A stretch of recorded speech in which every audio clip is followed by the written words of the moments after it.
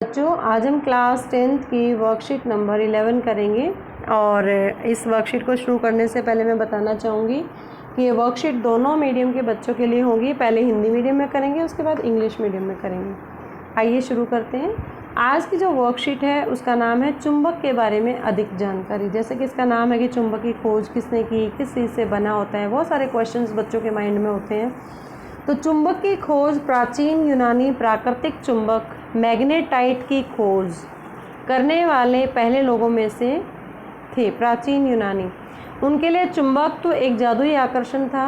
एक चुंबकीय क्षेत्र को देखा नहीं जा सकता, लेकिन इसके प्रभाव को महसूस किया जा सकता है। तो मैग्नेटाइट की खोज करने वाले पहले लोगों में से थे। और मैग्नेटाइट होता क्या है? एक चट्टान है जो एक प्राकृतिक चुंबक है। ये आयरन से भरपूर होता है। कुछ धातुएं चुंबकीय भी बन जाती हैं, जिसमें लोहा, कोबाल्ट और निकेल शामिल है। यदि आप एक चुंबक को गैर चुंबकीय लोहे की पट्टी पर निरंतर एक ही दिशा में रगड़ते हैं तो आप इसे चुंबक में बदल देते हैं। जैसे ये लोहे की पट्टी है, उसके ऊपर आप चुंबक को रगड़ेंगे तो वो एक लोहे की जो गैर चुंबकीय लोहा है वो भी चुंबक बन जाता है, जिसे चुंबकीयकरण कहा जाता है। अब इसमें बात आती है कि विद्युत और चुंबकत्व क्या होता है। विद्युत में इलेक्ट्रॉनों का प्रवाह होता है। जैसे इलेक्ट्रॉन एक तार से गुजरते हैं, वे एक चुंबकीय क्षेत्र बनाते हैं। और वैज्ञानिकों का मानना है कि चुंबकत्व और बिजली एक ही बल का हिस्सा है, जिसे विद्युत चुंबकीय बल कहते हैं। मतलब दोनों का इफेक्ट एक दूसरे पे है। अगर करंट पास करेंगे तो चुंबक उत्पन्न होगा, चुंबक को रगड़ेंगे या चुंबकीय बल में परिवर्तन करेंगे तो उसमें करंट प्रोड्यूस होगा। तो भौतिक वैज्ञानिक हैं, डेनिश भौतिक वैज्ञानिक हैं हांस क्रिश्चियन ऑर्स्टेड, जिन्होंने विद्युत चुंबकत्व की खोज 1820 में की। और इन खोजों से लोगों के जीने के तरीके में बहुत सुधार होने लगे इनकी वजह से। अब विद्युत चुंबक है क्या, कैसे बनाया जा सकता है इसको? तो विद्युत चुंबक के लिए वैज्ञानिकों ने लोहे के चारों ओर लिपटे कुंडलित तार में विद्युत प्रवाहित करना शुरू किया। इसे चुंबक बनाने का प्रयास आरंभ किया और इस चुंबक को विद्युत चुंबक कहते हैं। जैसे घरों में जो इलेक्ट्रिक बेल होती है, जैसे हम उसको दबाते हैं स्विच को तो बेल बजती है। आपके स्कूल के अंदर भी इलेक्ट्रिक बेल होती हैं, जैसे ही स्विच ऑन करते हैं तो बेल बज जाती है। छुट्टी का पता चल जाता है, आप असेंबली का पता चलता है। तो ये है क्या विद्युत चुंबक? जब भी किसी लोहे के चारों ओर लिपटी हुई तार में से करंट पास करेंगे, माना कि एक लोहे की कील ले, उसके ऊपर कॉपर की वायर लपेट दो, उसको करंट पास करें तो वो विद्युत चुंबक बन जाता है।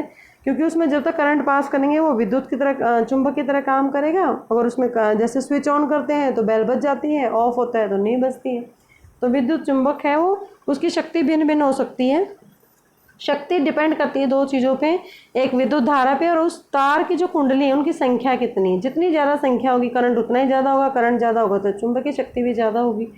तो जितने भी कबाड़ खाने होते हैं उनमें कारों को उठाने के लिए शक्तिशाली विद्युत चुंबकों का प्रयोग किया जाता है, क्योंकि वो उन चीज़ों को अट्रैक्ट कर लेते हैं।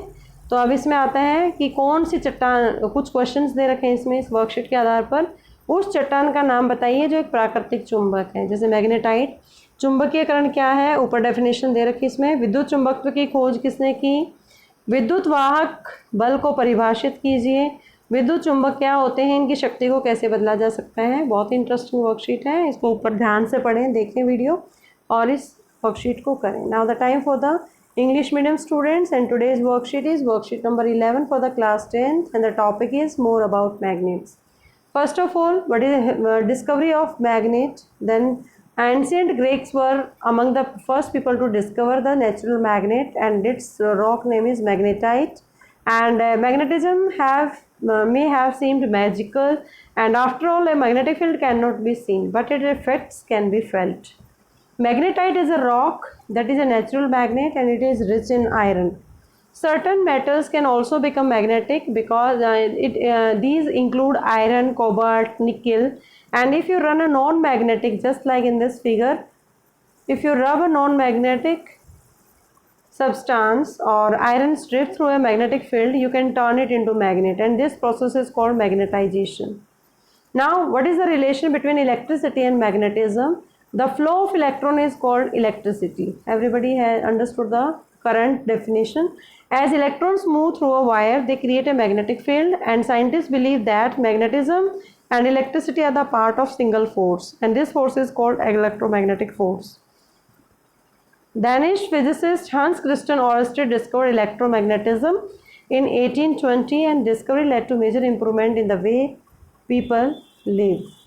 And what are the electromagnets? Electromagnets are, scientists begin to produce magnets by sending electricity through a coil of wire wrapped around a magnet like iron. They are called electromagnet, and such type of magnets are called electromagnets. Electromagnets can vary in strength, and the strength depend upon the amount of current passing through it as well as number of times a wire is coiled around the iron nail or iron substance.